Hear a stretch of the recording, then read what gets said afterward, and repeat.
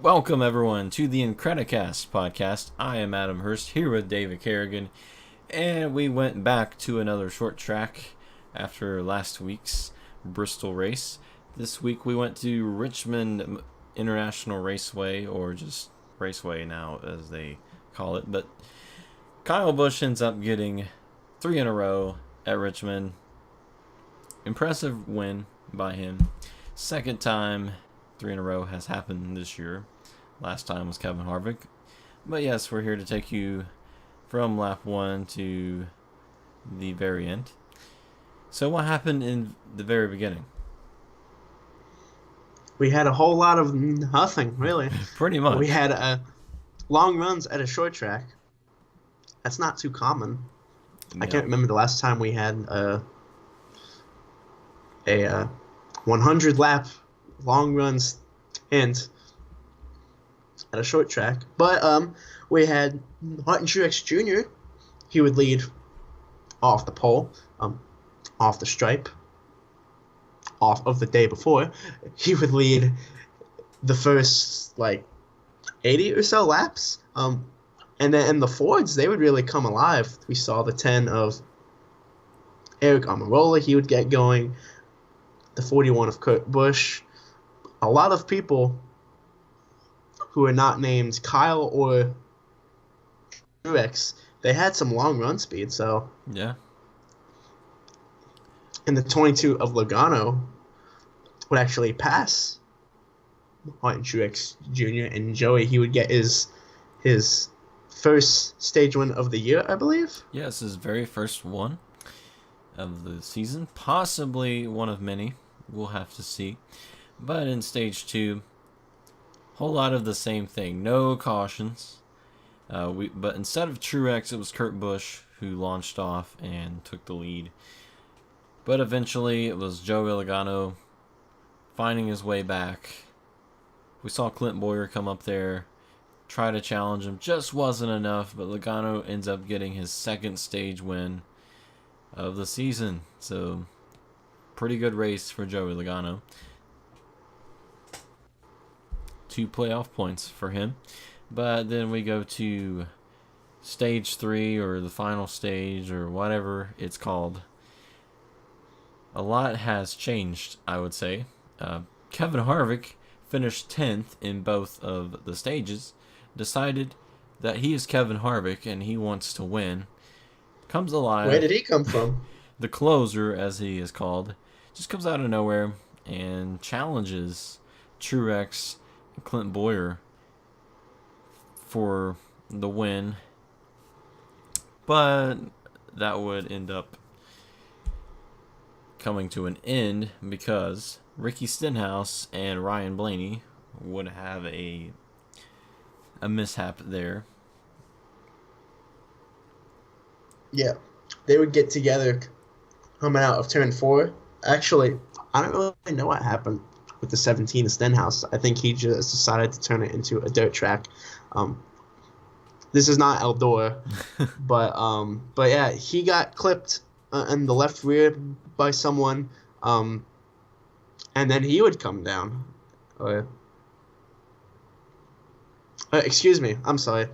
The 12 of Blaney, he would get clipped in the left rear and would come down and would hit the 17 car. As the 12 of Blaney, my goodness, he looked like he was in a high school fight because his nose was just all jacked up. He needed some NyQuil to go to bed. But yeah, so he wouldn't go out of the race. However, you can't do well at a aero part of a short track when half your front is gone. So sad for him. Had a good car. I wouldn't say the best car as his other teammates were doing in the 22, but yeah. Speaking of his teammates, though. Speaking of his teammates, Stenhouse, when he was trying to whip it back around, Brad almost crapped his pants. Almost killed him. Almost killed him. Almost hits Brad Keselowski as he spins it around, but Brad threads the needle. Close call there. Logano would go through that hole as well. Yeah. Not as fast as of course, but The still. Penske hole, I guess you could call it. Yeah. We finally found it. Blaney created it, and then his teammates just go through it. Yes, that would end up causing a breed of cautions. Too many cautions happened there. A full breed, like a crate of newborn puppies breed. My goodness, we had a lot of just pointless cautions. That Yeah. we don't even know why they happened. Like, for example, with the one car of Amy Mack, who was he fighting? Why was he fighting? Where's his car? Dude, where's my car? We don't even know what happened to him. All we know is that he was angry, as hot as hell, with his own teammate for some reason. Which the thing is, his teammate didn't even touch him during that entire wreck. He was a few car lengths behind the incident, so Maybe he was mad at the wall, and Larson just so happened to be right there as he was trying to get back with the wall. I don't know. For some reason, something possessed Jamie, and he hated Larson. Jamie, if you want to come on the podcast and talk about it, you're so welcome. But that's not happening. who knows? I mean, we've had some brain damage incidents happen at this track before. Maybe. Remember with the one car of Steve Park, and it happened in the one as well. The one car is Drive cursed. the one and go to Richmond. Yeah, who knows? But yeah, there was a incident with the 41, where he didn't leave him enough room on the wall out of turn 2. Didn't leave him enough room, and so the one hit the wall kind of hard, and then he thought it was the 42 when it was All I know even is though there they're was not a even 4. the same color or manufacturer. But yeah, so Yeah. that would bring out another caution, and the entire theme of the race, which would be long run, need to conserve your tires, that would go out the window. Yeah. And that's the really unfortunate thing about this race is the long runs were great. Short runs were abysmal. It's like trash. It's like one guy would get the lead, and then that's pretty much it until 30, 40 laps into the run. But unfortunately, we had restarts galore. Pit strategy really failed a lot of people, such as the 78, which was my pick last week. Would have got the win, but didn't. Thanks, Truex. But yeah. Yeah, the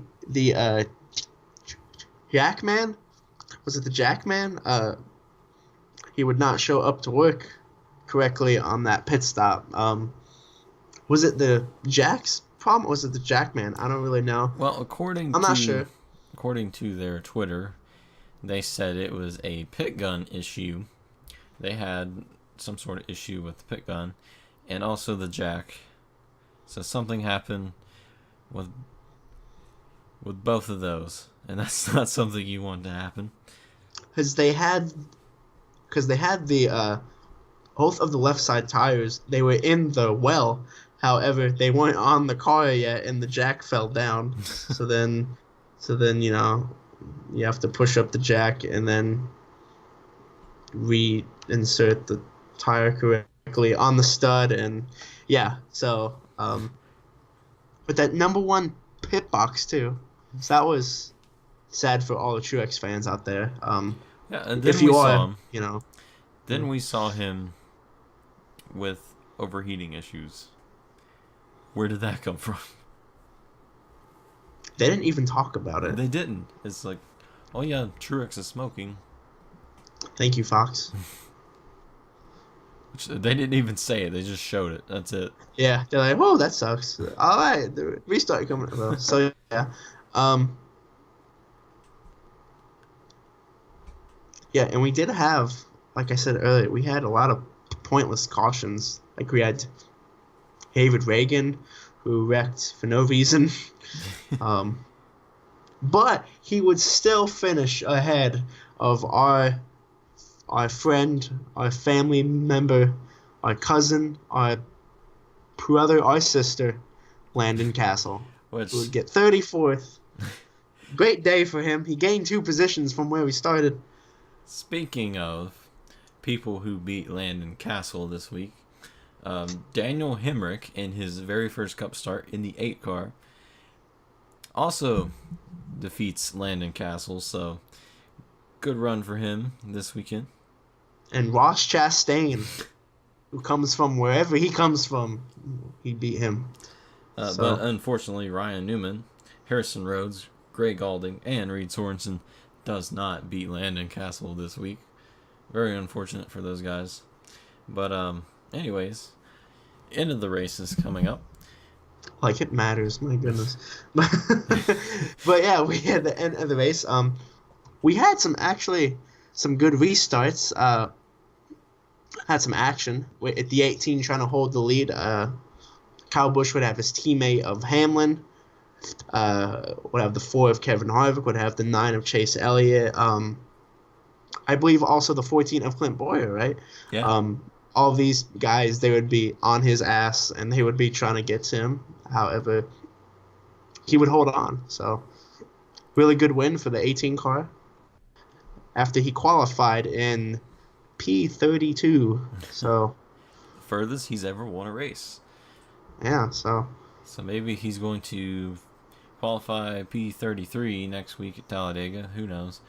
And see if he can win from there. Well, that's not really the same. Yeah, because it's Talladega, but yeah, you can come from like 3 laps down at Talladega and still win. Yeah. But yes, great win for Kyle Busch, 3 in a row. Can it be 4 in a row? Probably not, because it's Talladega. So, yeah. But before we get into Talladega, there's an issue in NASCAR at the moment, and that is overtime. Happened again at Richmond. A thing we said a few times in the podcast. All the times overtime, NASCAR goes overtime. And why did they change the name? I don't know. Overtime?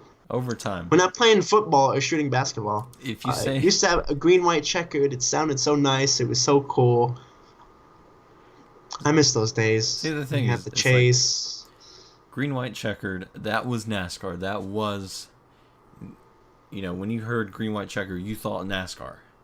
Green, white checkered, right? Yeah. No. We need to change it. But overtime. What do you think? You think football and all the other sports? Same thing with the playoffs. It used to be the chase. Heard the word chase, you either thought of your best friend Chase or you thought of NASCAR. It was now we think of the man who always gets P2. So yeah, second place Chase now ties his dad with second place finishes before that win. But I'd like to say I'm happy for him. However, it's not really a good thing, is it? No, it's not. It's not a good way to tell your father.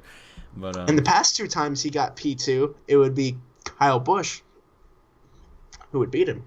Yeah, so this time again, need to find a way to win, man. He's got the same problem as Kyle Larson right now. But yeah, with overtime at a place overtime. Place like Richmond, where long runs are king, there's basically no point in actually doing an overtime at that point, because it's like the high side is trash. We saw Denny Hamlin, he falls back to third. Saw Kevin Harvick start on the outside, he falls back to third, fourth, fifth. It's a common theme we saw, and that's why Kyle Busch ends up getting not necessarily an easy win, but didn't really have to try too hard for it either. So if you have the preferred line, yeah. Preferred line, clean air, you're gonna win. So is there a way that we could fix overtimes, green white checkers, whatever? Well, we have the PJ, THC, YMCA, PB&J on a piece of flatbread, whatever you want to call it. They put it on the low line. I say that we, run that stuff through a hose, like a garden hose, and then before every restart, we just put it on the front straight. So then every car can have a great restart. They won't spin the tires. It'll be fantastic. Yeah. Or we could just use like some soda or pop. They use it in pit lane already with Coca-Cola. Open the gates for the fans so they can go out there and spray exactly. soda. Another way. Or beer, just do all anything that. Anything you want. Come out there and bring your favorite beverage. That's my pro tip. Yeah. Spill it on the track. Bring your driver to victory. Another way that we could actually fix overtime is single file restarts. You don't even have to do it through the entire race. Just overtime. Single file, there you go. It's like everyone has the preferred line. May the best man win. But another way that we could actually do it is longer overtimes. It's like 2 laps. What are you going to do within 2 laps at a place like Richmond? Yeah. Other than dive bombing it and ruining everyone's day, but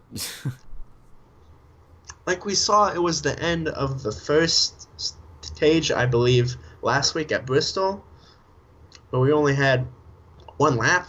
Yeah. What's the point of that?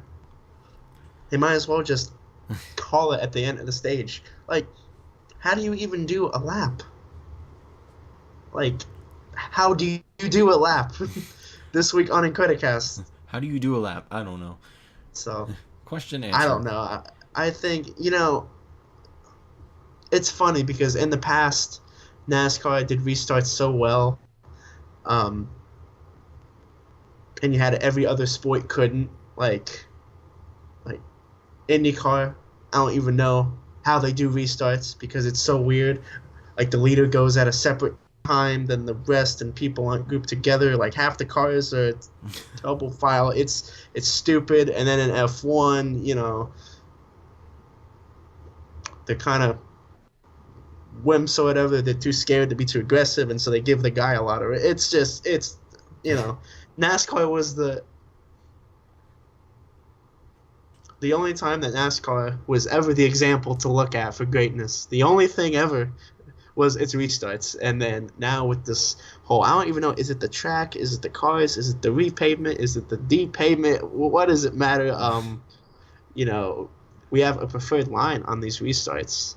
And it really hurts the restarts, hurts the racing because, you have a great pit stop and you improve your position. However, if you're not on the preferred line, you might as well go home and have a Pepsi, right? So it's like we usually say, we need to do something, and we don't know what. So, well, ultimately, what we could do is just get rid of overtime, get rid of green-white checkers. If there's a caution at a certain point in the race, end the race. If you can't do it, we used to have that. Yeah, we used to have that. If you can't do it right, don't do it at all. That's the easiest option there.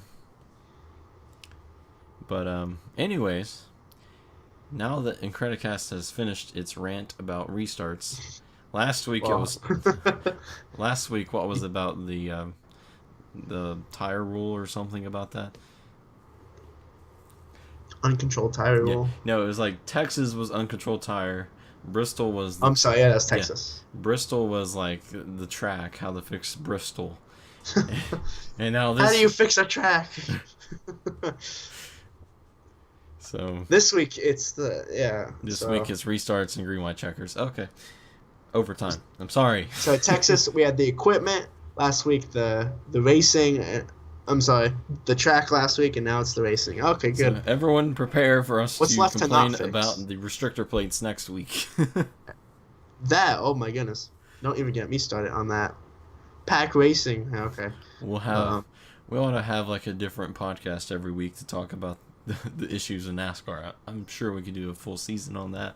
Pack Racing at Charlotte and Indy. My goodness. But Whoever anyways, thought of that needs to get. we'd like to have you on our podcast for a very special reason. But speaking of, we are going to Talladega. So that should be some good racing, though. Should be. That's the one thing that no matter how many times NASCAR has tried to, air quotes on, fix when it wasn't broken, that's remained kind of the same. I mean, we do have the single file lines at Daytona. That's kind of a pain in the rear end, but oh well. Easy prediction that everyone can make. Some Penske driver will get the lead, and then here comes the big train, But yeah, he'll get trained in the background. And then because trains, Martinsville, more interesting. Oh yeah, that's true. So trains are more interesting than Landon Castle. Yeah, there we go. That's actually a fact. True. There's a lot of work that goes into those trains. That's the only real thing that we've said so far on this show. Yeah. But yes, so we're going to the restricted plate madness that is Talladega.